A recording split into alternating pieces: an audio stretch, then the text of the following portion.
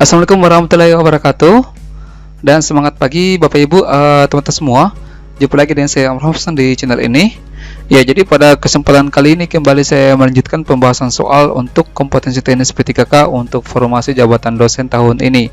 Nah, di sini kembali saya melanjutkan materi yang berhubungan dengan Merdeka Belajar. Jadi ini merupakan video yang keempat ya, atau kedua khususnya untuk pembahasan materi Merdeka Belajar.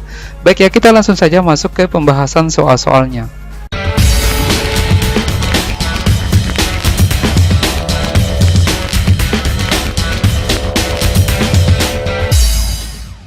Ya, jadi di pertemuan sebelumnya teman-teman semua itu kita sudah sampai di nomor 13.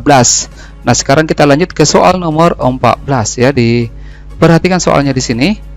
Nah, tapi sebelum saya bahas, saya berharap agar teman-teman semua subscribe terlebih dahulu channel ini ya, serta diberikan tanda jempol suka sebagai bentuk dukungan Bapak Ibu terhadap channel ini. Oke, diperhatikan soal nomor 14 di sini. Nah, di sini soalnya kelanjutan kebijakan Merdeka Belajar oleh Menteri Pendidikan dan Kebudayaan Nadiem Makarim untuk pendidikan tinggi itu dikenal dengan istilah. Nah, teman-teman semua sudah tahu pasti ya.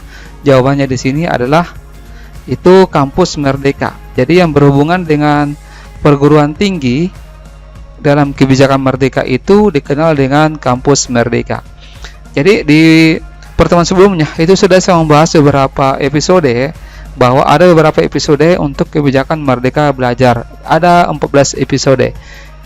Episode yang pertama di sini itu berkaitan dengan 4 pokok kebijakan Merdeka Belajar, itu lebih mengarah ke SD sampai SMA.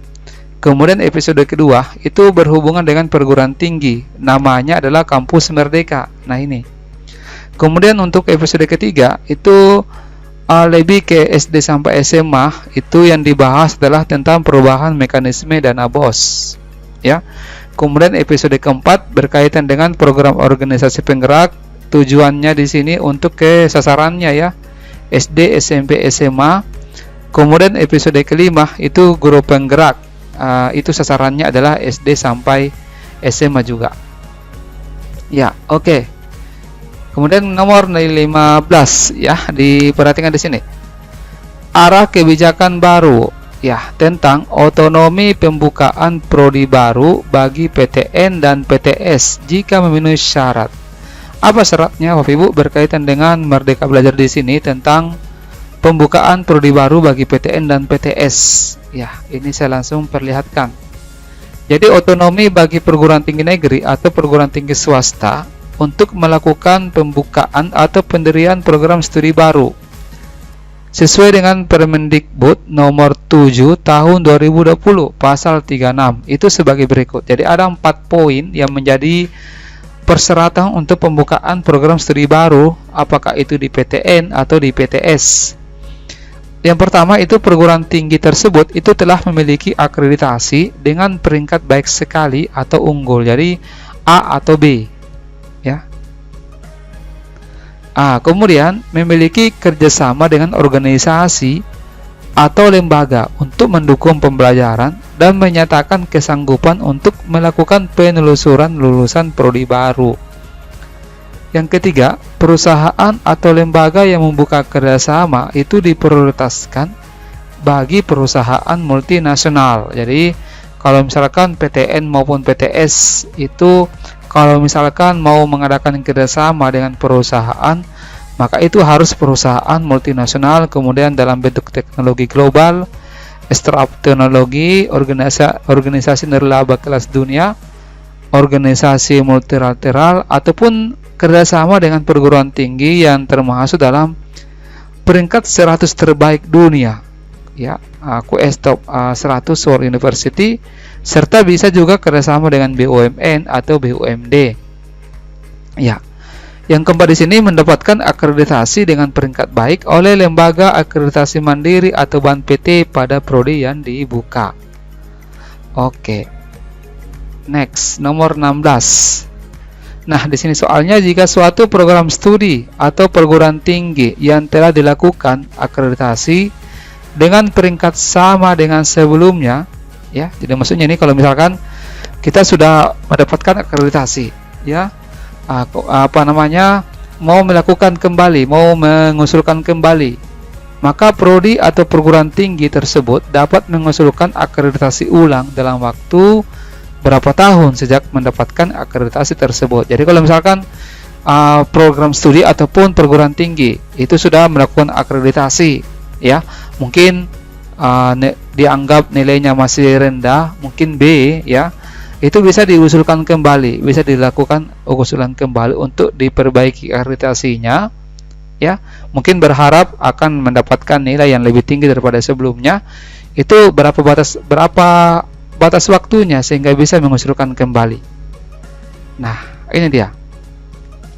Jadi salah satu dari kebijakan Kampus Merdeka yang diluncurkan beberapa waktu lalu oleh Menteri Pendidikan dan Kebudayaan Kemendikbud Nadiem Makarim adalah mengenai akreditasi perguruan tinggi.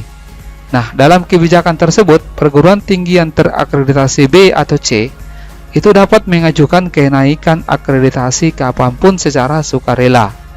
Nah, Kementerian Pendidikan dan Kebudayaan juga akan memberikan akreditasi A bagi program studi yang berhasil mendapatkan akreditasi internasional. Jadi otomatis akan mendapatkan nilai A kalau misalkan dia mendapatkan akreditasi internasional. Sementara itu, akreditasi perguruan tinggi yang ditetapkan oleh BANPT, Badan Akreditasi Nasional Perguruan Tinggi, itu tetap berlaku selama 5 tahun. Jadi tetap ini ya, sama dengan sebelum-sebelumnya, itu 5 tahun masa berlakunya dari nilai akreditasi yang sudah kita dapatkan, dan akan diperbarui secara otomatis untuk seluruh peringkat.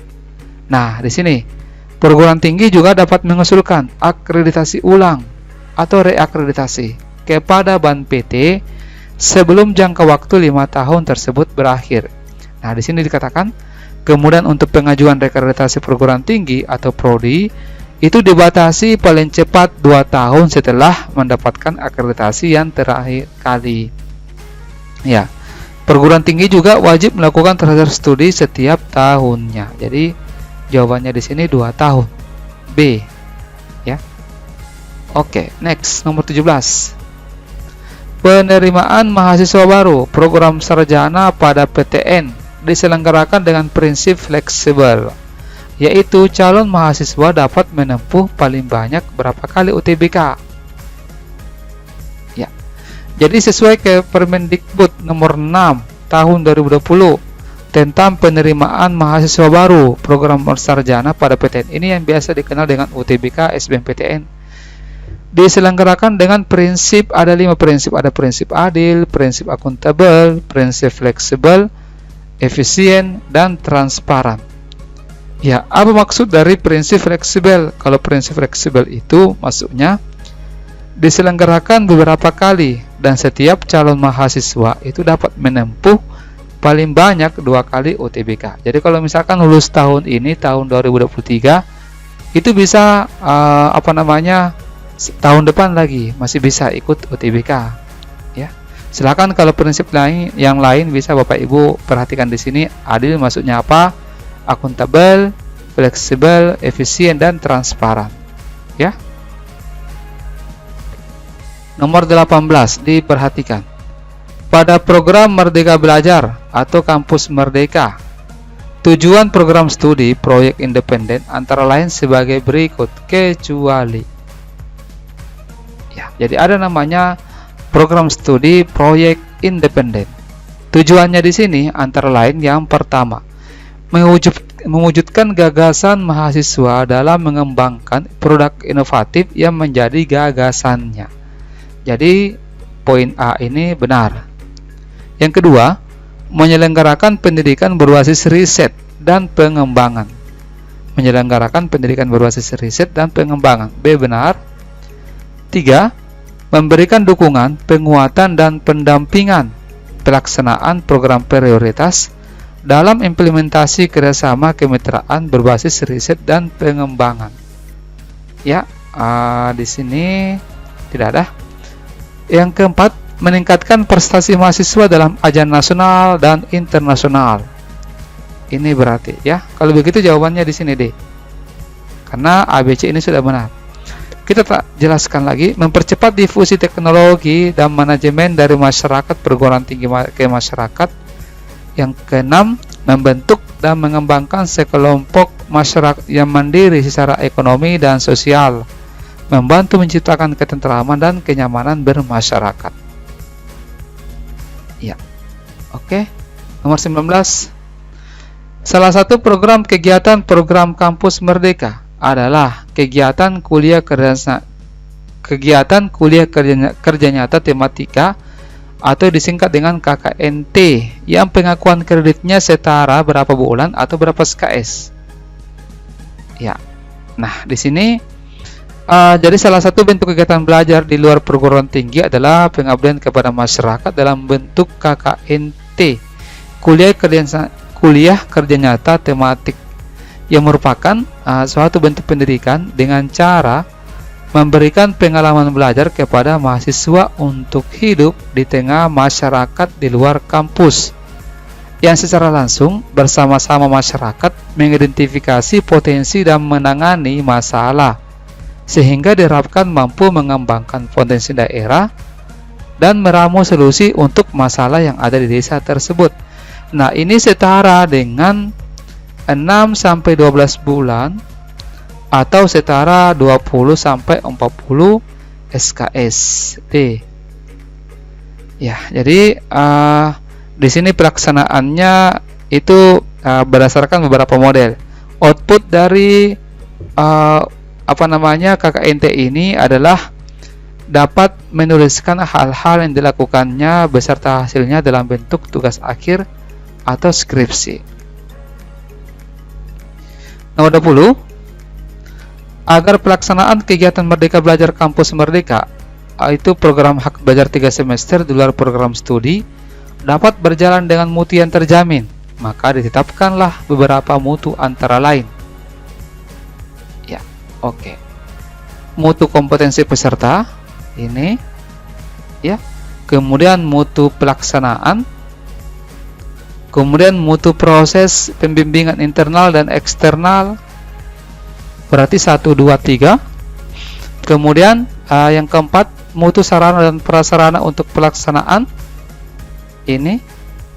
Kemudian mutu pelaporan dan presentasi hasil ini, serta mutu penilaian yang keenam.